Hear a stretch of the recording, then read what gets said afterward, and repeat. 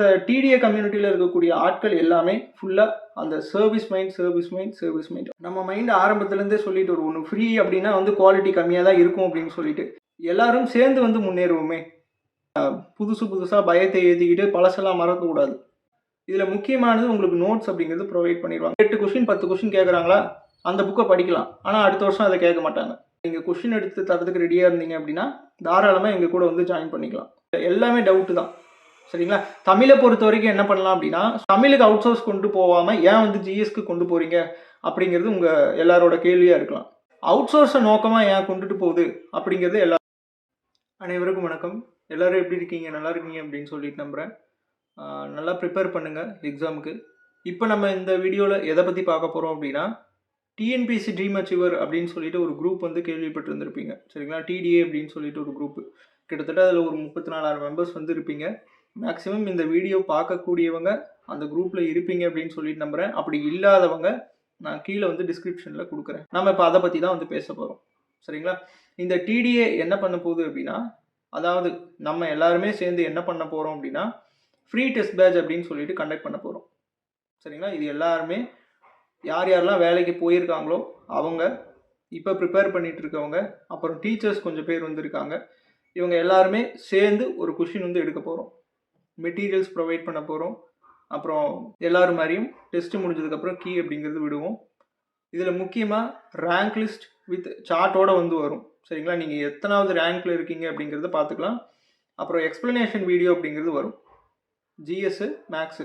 இப்போ நம்ம ஃபஸ்ட்டு எப்படி கொண்டு போகிறோம் அப்படின்னா, அவுட் சோர்ஸை வந்து முக்கியத்துவம் அப்படிங்கிறது கொடுக்குறோம்.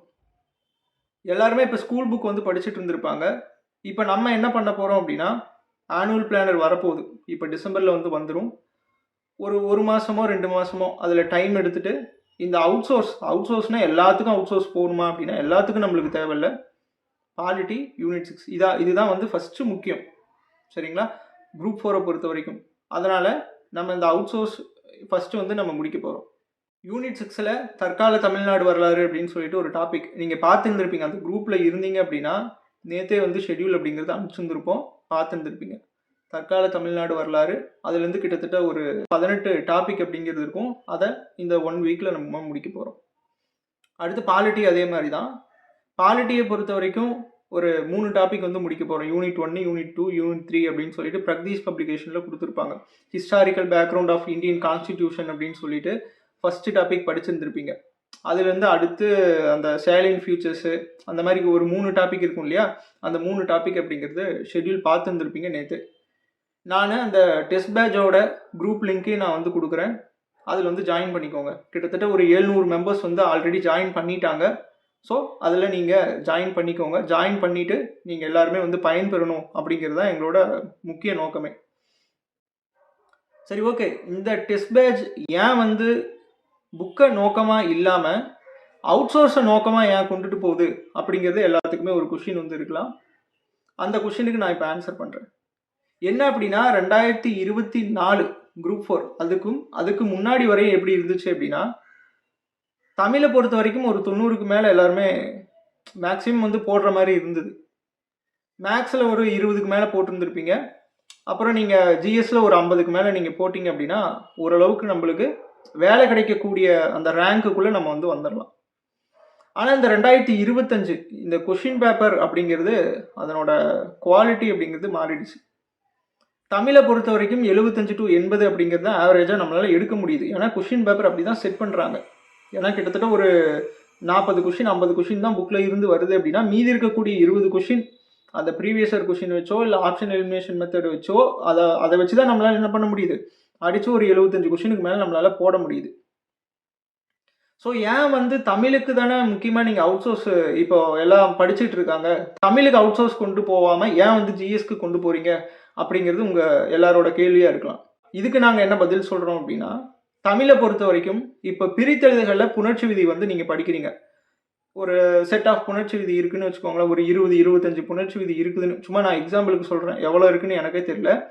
ஒரு 25 புணர்ச்சி விதி இருக்குன்னு வச்சுக்கோங்க. அந்த 25மே தெள்ள தெளிவாக கான்செப்ட் படி நீங்கள் படித்தாலும் கூட என்ன பண்ண முடியாது அப்படின்னா, ஒரு சொல் ஏன் வந்து இப்படி பிரிஞ்சிருக்கு அப்படின்னு உங்களால் சொல்ல முடியாது. 100ல் ஒருத்தர் அந்த மாதிரி வேணால் சொல்லலாம். அதான் அந்த புக்கு படிச்சிருந்தா மட்டும் நான் சொல்கிறேன். ஏன்னா இப்போ 2025ல் கூட ஒரு குரூப் 4 கொஷின் நீங்கள் பார்த்துருந்துருப்பீங்க. அந்த பிரித்தெழுதுக அது எப்படி வந்து பிரித்து எழுதுனாங்க. ஏன்னா அதுக்கப்புறம் எக்ஸ்பிளனேஷனில் பார்த்துருந்துருப்பீங்க. அந்த வேர்டுக்கு இந்த அர்த்தம் இருக்குது அப்படின்னு சொல்லிட்டு. நம்ம அதை வேற ஏதாவது வந்து யூஸ் பண்ணிட்டு இருப்பாங்க. அதை ஒரு தீய சொல்லா வந்து இப்போ யூஸ் பண்ணிட்டு இருக்காங்க. ஆனால் அது அந்த காலத்தில் அந்த ஒரு தூய தமிழில் அந்த அந்த வேர்டுக்கு ஒரு மீனிங் வந்து இருக்குது. அது அந்த 1952 53 அந்த புக்கு படிச்சிருந்தா மட்டும்தான் தெரியுமே தவிர இல்லைன்னா உங்களுக்கு தெரியாது. அது எப்படி உங்களால் புணர்ச்சி விதியை வச்சு உங்களால் பிரிக்க முடியும் அப்படிங்கிறது தெரியல. பிரிக்கவும் முடியாது. அந்த சொல்லுக்கு அந்த மீனிங் இருக்குன்னு தெரிஞ்சால் மட்டும்தான் அதை பிரிக்க முடியும், இல்லைன்னா பிரிக்க முடியாது. நான் எக்ஸாம்பிளுக்கு அதை சொல்லுவேன். அப்புறம் வந்து கலைச்சொற்களை பொறுத்த வரைக்கும் அந்த கவர்மெண்ட்டில் வந்து ப்ரொவைட் பண்ணுறாங்களே அதே வந்து ஏகப்பட்ட கலைச்சொற்கள் இருக்குது. நீங்கள் அது இல்லாமல் அவ்வளோ அவுட் சோர்ஸ் வச்சு நீங்கள் கலைச்சொல் வந்து படிச்சுட்டு இருக்கீங்க. அதெல்லாம் எப்படி நீங்கள் மண்டையில் ஏற்றிட்டு எப்படி நீங்கள் வந்து அதை அட்டன் பண்ண போகிறீங்க அப்படிங்கிறது தெரியல. நீங்கள் என்னதான் அதை பார்த்தாலும் இல்லை படித்து நீங்கள் ஏற்றினாலும் சரி அங்கே போய் மறந்துடும். ஏன்னா ஒரு 1000 கலைச்சொல்ல ஒரு கலைச்சொல் அப்படின்னாலே நம்மளுக்கு மறந்து போயிடும். லட்சக்கணக்கான கலைச்சொல்லுக்குள்ளேருந்து ஏதாவது ஒரு நடுவுலேருந்து ஒரு கலைச்சொல் எடுத்து கேட்பான். அதில் நீங்கள் எத்தனை ஷார்ட்கட்டு போடுவீங்க, எப்படி வந்து ஞாபகம் வச்சுக்குவீங்க, அது எல்லாமே டவுட்டு தான். சரிங்களா? தமிழை பொறுத்த வரைக்கும் என்ன பண்ணலாம் அப்படின்னா school book previous year question இப்போதைக்கு அதை மட்டும் பாருங்கள். அந்த அவுட் சோர்ஸில் அந்த ஒரே ஒரு கொஷின் கேட்டிருக்காங்க அப்படின்னு அந்த ஒரு புக்கை ஃபுல்லாக படிக்கிறது, இல்லை 2 கொஷின் கேட்டிருக்காங்க அப்படின்னு ஒரு புக்கை ஃபுல்லாக படிக்கிறது. இப்போ ஒரு 8 கொஷின் 10 கொஷின் கேட்குறாங்களா, அந்த புக்கை படிக்கலாம். ஆனால் அடுத்த வருஷம் அதை கேட்க மாட்டாங்க. இதுதான் வந்து தமிழோட நிலைமை வந்து இதுதான். சரிங்களா? நீங்கள் என்ன நீங்கள் சொன்னாலும் இதுதான் வந்து அடுத்த வருஷம் எப்படி கேட்க போகிறான் அப்படிங்கிறது தெரியல. இதே மாதிரி கேட்டாலும் உங்களுக்கு ப்ரீவியஸ் இயர் கொஷினும் ஸ்கூல் புக்கும் ஹெல்ப் பண்ணும் அப்படிங்கிறதுல நான் நம்புகிறேன். ஏன்னா நான் 76 கொஷின் அப்படிங்கிறது தமிழில் நான் போட்டிருந்தேன். நான் எந்த அவுட் சோர்ஸையும் நான் படித்தது கிடையாது. ஈவன் ஸ்கூல் புக்கை கூட நான் முழுசாக முடிக்கல. ஸ்கூல் புக்கில் இருக்கக்கூடியது அந்த சிலபஸில் இருக்கிறது வேணால் படிச்சிருக்கேனே ஒழிய ஸ்கூல் புக்கு முழுசாக வந்து எல்லாம் டாப் டு பாட்டம் அப்படி அந்த அட்டை டு அட்டை படிப்பாங்களே அதெல்லாம் நான் படித்ததே கிடையாது. ஆனால் 76 கொஷின் என்னால் வந்து போட முடிஞ்சது. காரணம் என்ன அப்படின்னா ப்ரீவியஸ் இயர் கொஷினோட அதனோட அந்த கொஷின் செட் பண்ணுறது எப்படி செட் பண்ணுறாங்க, ஆப்ஷன் ஏன் இந்த இடத்துல இதை இப்படி வைக்கிறாங்க அப்படிங்கிறது தெரிஞ்சிச்சு அப்படின்னா உங்களால் அந்த கொஷின் வந்து கிராக் பண்ண முடியும். தமிழை பொறுத்த வரைக்கும். ஜிஎஸ்ஸை பொறுத்த வரைக்கும் இந்த குரூப் 4ல் அதாவது 2025 குரூப் 4ல் கிட்டத்தட்ட 40 கொஷின் அப்படிங்கிறது புக்கிலேருந்து வந்தது. அந்த 40 கொஷின்லையுமே நம்ம 40க்கு 40 போட முடியுமா அப்படிங்கிறத யோசிச்சு பாருங்கள். ஏன்னா அங்கே போய் நம்ம கேர்லெஸ் மிஸ்டேக் பண்ணலாம், இல்லை அங்கே ஒழுங்காக படிக்காமல் அதை வந்து விட்டுட்டு வரலாம் அந்த கொஷினை. இங்கே வந்து தான் அது வந்து தெரியும். ஏன்னா இங்கே வந்து ஒரு ரிலாக்ஸான மைண்டில் அந்த கொஷினை எடுத்து பார்த்தீங்கன்னா உங்களுக்கு புரியும். என்ன அப்படின்னா இந்த கொஷினை போய் நம்ம தப்பு வாங்கிட்டு வந்துட்டுமே, ஸ்கூல் புக்கில் தானே இருக்குது அப்படின்னு சொல்லிட்டு. ஸோ வெறும் ஸ்கூல் புக்கை மட்டும் வச்சு என்ன பண்ண முடியாது அப்படின்னா இதை கிராக் பண்ணுறது கொஞ்சம் கஷ்டம். இல்லை ஸ்கூல் புக்கு மட்டும் நான் படிச்சுட்டு போவேன் அப்படின்னா ஸ்கூல் புக்கில் 40 கொஷினோ 50 கொஷினோ கேட்குறாங்கன்னா நீங்கள் 50க்கு 50 அடித்தா மட்டும்தான் என்ன பண்ண முடியும், உங்களால் அந்த ரேங்க் உள்ள அப்படிங்கிறது வர முடியும். அது எப்பேற்பட்டவங்களாலும் எப்படி படித்தவங்களாக இருந்தாலும் அது சாத்தியம் கிடையாது.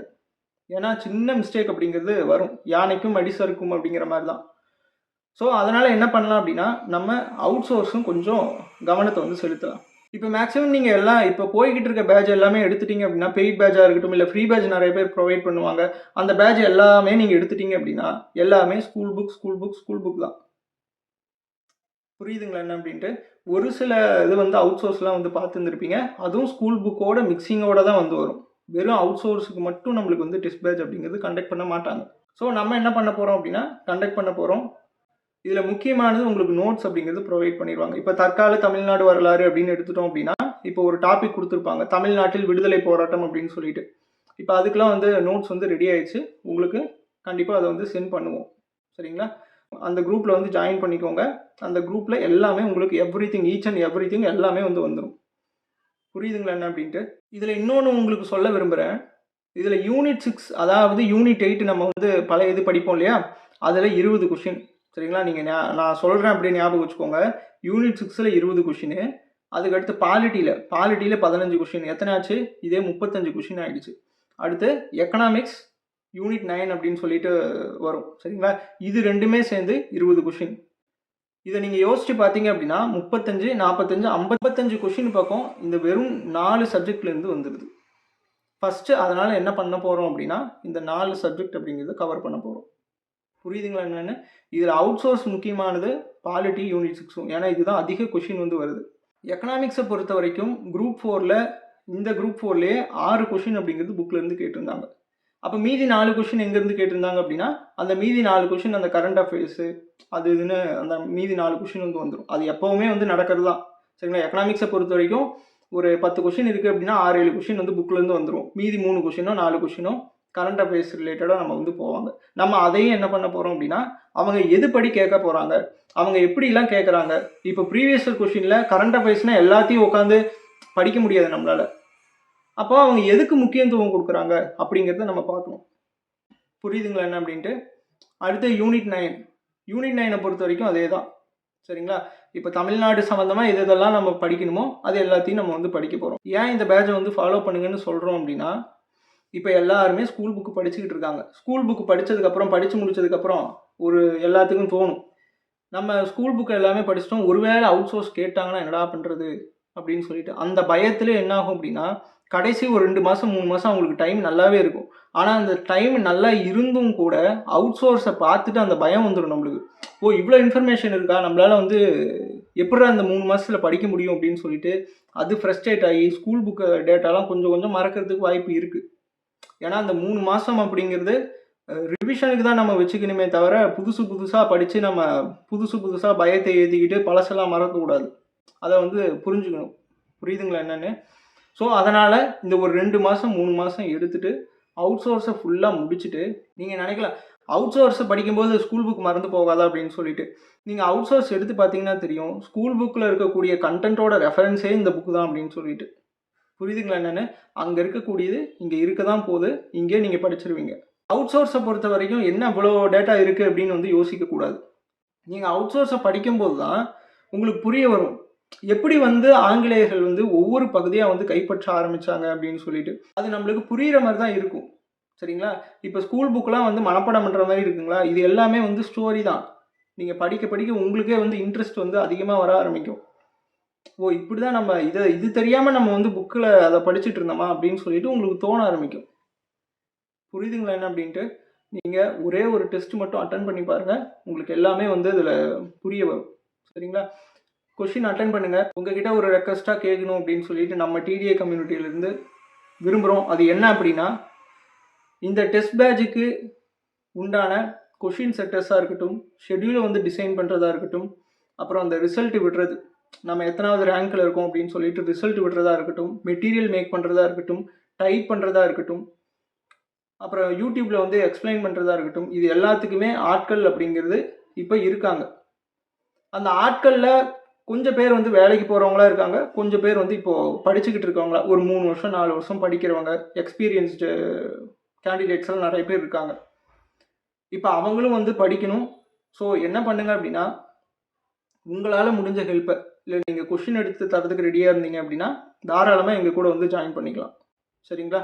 அடுத்து நான் வந்து ஷெட்யூலை வந்து டிசைன் பண்ணுறேன், இல்லை நான் போர்ஷன் வந்து ஸ்ப்ளிட் பண்ணி கொடுக்குறேன் அப்படின்னாலும், எதுக்காக இருந்தாலும் உங்களை எல்லாருமே வந்து நாங்கள் வெல்கம் பண்ணுறோம். ஸோ எல்லோரும் சேர்ந்து வந்து முன்னேறுவோமே. சரிங்களா? அதுதான் எங்களோட மோட்டிவ். எங்களோட மோட்டிவ் என்ன அப்படின்னா, ஃப்ரீயாக வந்து கொடுக்கணும் அப்படிங்கிறது தான். ஃப்ரீயாக கொடுக்கணும் அப்படின்னா ஃப்ரீக்கும் குவாலிட்டிக்கும் வந்து வித்தியாசம் இருக்குது. தயவு செஞ்சு அதை புரிஞ்சுக்கோங்க. குவாலிட்டி கம்மியாக இருக்க வாய்ப்பே கிடையாது. இந்த டிடிஏ கம்யூனிட்டியில் இருக்கக்கூடிய ஆட்கள் எல்லாமே ஃபுல்லாக அந்த சர்வீஸ் மைண்ட் உங்களுக்கு எல்லாத்துக்குமே தெரிஞ்சிருக்கும். டிடிஏ குரூப் ஆரம்பத்துலேருந்து ஃபாலோ பண்ணிட்டு இருந்தீங்க அப்படின்னா. புரியுதுங்களா என்ன அப்படின்ட்டு? ஸோ அதனால் இந்த இனிஷியேட்டிவ் அப்படிங்கிறது எடுத்திருக்கோம். உங்களால் முடிஞ்ச ஹெல்ப் நீங்கள் பண்ணுங்கள். இல்லை நான் ஹவுஸ் ஒய்ஃபாக இருக்கேன், என்னால் பண்ண முடியாது அப்படின்னு நினச்சிங்க அப்படின்னா, தயவு செஞ்சு நீங்கள் இந்த டெஸ்ட் பேட்சை ஃபாலோ பண்ணி நீங்கள் பாட்டுக்கு படிங்க. எங்களுக்கு அதுவே போதும். புரியுதுங்களா என்னென்னு? ஒன்று ஹெல்ப் பண்ணுங்கள், அப்படி இல்லைன்னா வந்து தாராளமாக நான் படிக்கிறேன் அப்படின்னா நீங்கள் பாட்டுக்கு படிங்க, எந்த டிஸ்டர்பன்ஸும் இருக்காது. ஏதாவது டவுட் அப்படின்னா நீங்கள் குரூப்பில் வந்து கேட்கலாம். அதுக்கு உண்டான எக்ஸ்ப்ளனேஷன் அப்படிங்கிறது கொடுக்கறதுக்கு நாங்கள் எல்லாருமே ரெடியாக இருக்கிறோம். புரியுதுங்களா என்ன அப்படிங்கிறது? ஸோ கீழே இருக்கக்கூடிய லிங்க்கை கிளிக் பண்ணி ஜாயின் பண்ணுங்கள். நம்ம எல்லாருமே அங்கே வந்து சந்திப்போம், டிஸ்கஷன் வந்து நம்ம பண்ணுவோம். ஸோ நாளைக்கு ஒரு நாள் வந்து டைம் இருக்குது, நாளைக்கு ஒரு நாள் ஃப்ரீ டைம் தான். நாளைக்கு எல்லாருமே நாங்கள் டிஸ்கஸ் பண்ணுவோம். ஸோ யார் யார் வந்து வாலண்டியர்ஸ் இருக்கீங்க அப்படிங்கிறத நீங்கள் வந்து தெரிவிக்கலாம். அந்த குரூப்பில் வந்து அட்மின் வந்து இருப்பாங்க, நான் இருப்பேன். நீங்கள் 2 பேர்த்துக்கு யார்கிட்ட வேணாலும் மெசேஜ் பண்ணலாம். சரிங்களா? நாங்கள் வந்து ரிப்ளை பண்ணுவோம். நாளைக்கு வந்து டிஸ்கஸ் பண்ணுவோம், எப்படி அந்த பேட்ச் இன்னும் வந்து பெட்டராக கொண்டு போகலாம் இன்னும் என்னென்னலாம் பண்ணலாம் அப்படின்னு சொல்லிட்டு. இப்போ நீங்கள் எல்லாருமே நிறைய பேர் சேர்ந்தீங்க அப்படிங்கிற பட்சத்தில் என்ன ஆகும் அப்படின்னா, எல்லாருக்குமே வேலை அப்படிங்கிறது குறைய ஆரம்பிக்கும். புரியுதுங்களா என்ன அப்படிங்கிறது? ஒரு ஆள் வந்து ஒரு 30 கொஸ்டின் 40 கொஸ்டின் எடுக்கிற மாதிரி இருக்குது அப்படின்னா, இன்னும் ஒரு 5, 6 பேர் சேர்ந்தாங்க அப்படின்னா, அவங்க ஒரு 15 கொஸ்டின் எடுத்தால் போதும் அப்படிங்கிற மாதிரி இருக்கும். ஏன்னா எல்லாருமே படிக்கணும் இல்லையா? எல்லாருமே படிக்கணும். அவங்கவுங்களுக்குன்னு வேலை இருக்குது. அவங்களும் சில பேர் ஜாபுக்கு போகிறாங்க. கவர்மெண்ட் ஜாபுக்கு தான் நான் சொல்கிறேன் சரிங்களா? அவங்களும் ஜாபுக்கு போகிறாங்க. எலெக்ஷன் டைம் வேறு. ஸோ எல்லாத்துக்குமே வேலை அப்படிங்கிறது இருக்குது. இந்த டைம்லேயும் இந்த இனிஷியேட்டிவ் எடுக்கிறோம் அப்படின்னா, நீங்கள் யோசிச்சுக்கோங்க எந்த அளவுக்கு இருக்கும் அப்படின்னு சொல்லிட்டு. ஸோ எல்லாருமே வந்து ஜாயின் பண்ணுங்கள். நம்ம எல்லாருமே டிஸ்கஷன் பண்ணலாம். டெஸ்ட் பேட்சில் நம்ம வந்து பார்க்கலாம். நன்றி.